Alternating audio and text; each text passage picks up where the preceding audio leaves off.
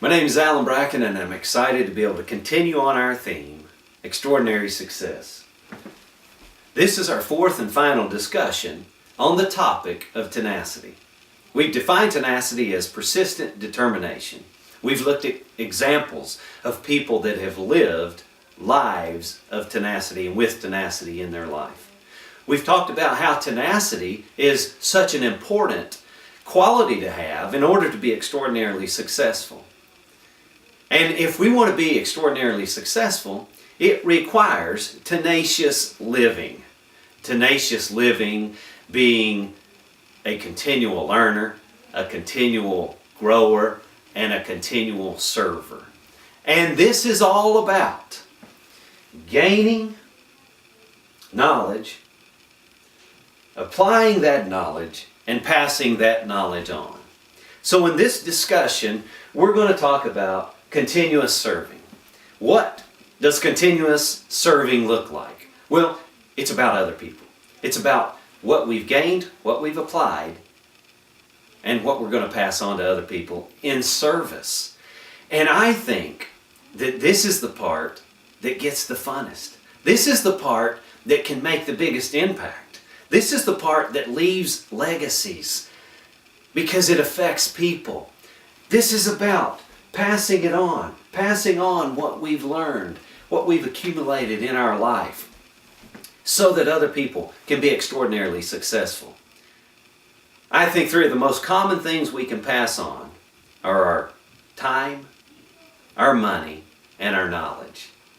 Now, I know there's more than that, but that kind of encompasses the biggest majority of what we can pass on to others. And so the challenge is, what are we doing to pass it on?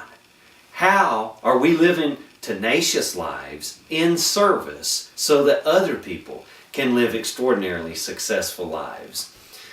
Martin Luther King Jr. had a quote that says, "Life's most persistent and urgent question is, what are you doing for others?" I read this every day because to me, I need reminding. It's about other people. I love to inspire other people to reach their potential. And I think serving others moves us in that direction and allows us to live extraordinarily successful lives. Having said that, sometimes it can be overwhelming. Sometimes I think, well, I need to be doing more. What should I be doing? And then I get so overwhelmed I don't do anything. And William Webb has a quote that I think helps me. "If the world is better because of you, you're a wonderful success. And if it's worse because of you, you're a miserable failure." So sometimes when I get overwhelmed, I just want to slow down and ask, am I making things better for people?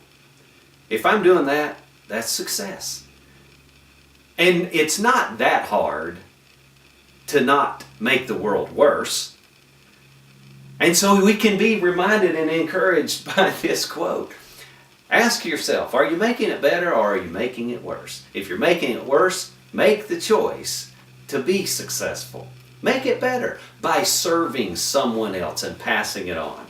Mother Teresa was a wonderful example of someone that lived a very tenacious life of service, of serving other people.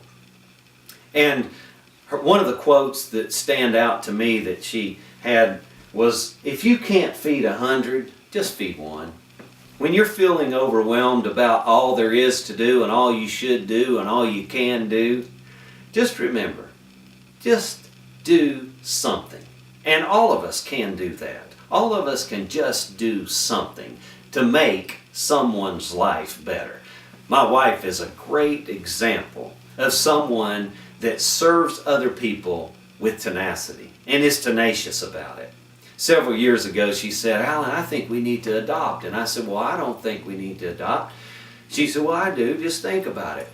I said, "Well, we have a 9-year-old and a 10-year-old, girl and a boy. They're out of bottles, they're out of car seats, and they're certainly out of diapers, and it gets pretty fun when we want to go somewhere. We can just say, hey, get in the car." Why do we want to go back and start it over again with a baby? But here's what I know. My wife has supported me on almost anything and everything that I've wanted to do. So I started thinking, okay, I need to think about this. And here's what happened. As I started learning, gaining some information on the need for adoption and orphans around the world, I started being interested about it. Then we started applying. I started applying some of that knowledge, and we started supporting some orphans in Africa. And it was amazing what happened. This was a process. It kind of expanded my heart. As I served, as we as a family served those orphans, I began thinking, well, maybe we can do this at home. And so we decided to adopt. And we've adopted 2 little ones, and it's been such a wonderful experience. And they've just made our life so much fuller. So that's a personal example of how gaining knowledge and information, applying that knowledge, can lead to serving others if you'll allow it to. And that's where real joy, contentment, and fulfillment comes from. I think we've all heard it's more blessed to give than to receive. Well, there's a reason for that saying, because it is. It's about other people. It's about helping other people and making a difference in others' lives. I want to challenge you. Check yourself. What are you doing for others? How can you do more for others? And don't get overwhelmed with it. It's easy to make a difference. Just do something. And the last thing I want to address is the idea and the concept of retiring. I think that's a Western culture word and way of thought. When we get a certain age, we are going to retire from the career that we've had or whatever we've done. And here's the challenge. I want to challenge us to not retire from something, but retire to something. So here it is. Don't retire from something, retire to something. Sure, we may change careers and paths and get to a certain age and a time in our life that we want to do something else, but I want to encourage us all. Figure out what we're moving to and how that can serve other people. Take what we've gained, what we've applied in our lives and in our past, and use that to pass on to help other people be extraordinarily successful. When we do that, I think fulfillment, joy, contentment can be a major part of our lives that will help us continue on towards being extraordinarily successful. To wrap it all up, what are we saying? Never stop living. Be tenacious about living. Be a continual learner. Continuously get information, gain knowledge so that you can apply it. That's the growth process. So that we can ultimately pass it on to other people. So I want to leave us again with gaining it, applying it, and passing it on. And the challenge for me, and the challenge I want to put out for you is this. What are you doing for other people?